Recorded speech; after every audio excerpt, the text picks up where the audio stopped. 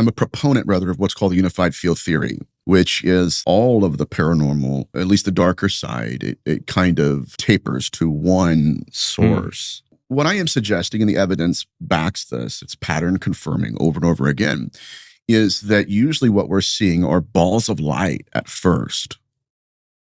And then the ball of light will project something, a physiological construct that we will believe is an actual entity. And what we've done, right, is we've bought into that, the diversification of the phenomenon to the point now where we're, okay, no, it's not this, it's this, right? And so it's got 1,000 different aliases, even the alien. And all we're saying, and others that I'm working with, is like, okay, it's the same pathology. Even the gifting field, it's the same. In biblical antiquity, it's exactly what the idolaters were doing. That's where all of this technology originated. Remember when I told you about how the phenomenon will tether itself to an object and material? That's where the gifting field originated, right?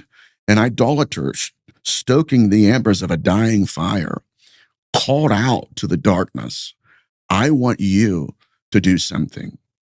Well, okay, what am I going to do? I want you to perform head magic.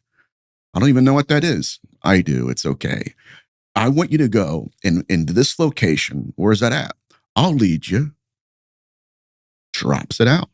Materialize it into this dimension. Now, here's where the implant came from. Remember what I told you? It's just recontextualizing in ufology. The implant came from idolatry, where the practitioner goes out again to an undisclosed location. The phenomenon says, go and pick up that piece of metal and carve the name of an unclean spirit into it. And I will merge my memory into that metamaterial. It's not enough. It has to be inside of someone. So I want you to go and get a cadaver, and I want you to implant me into that body. They placed it underneath the tongue. It's the same thing in Egyptology.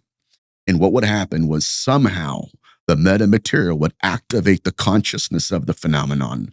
And now that cadaver has a host. She is the host.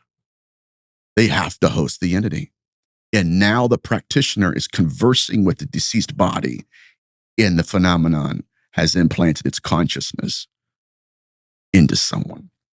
That's the implantation of the phenomenon. And so the two main pathologies I've understood in my research is that the phenomenon replicates by implantation and impregnation. That's and wild. Both of those are happening at the same time.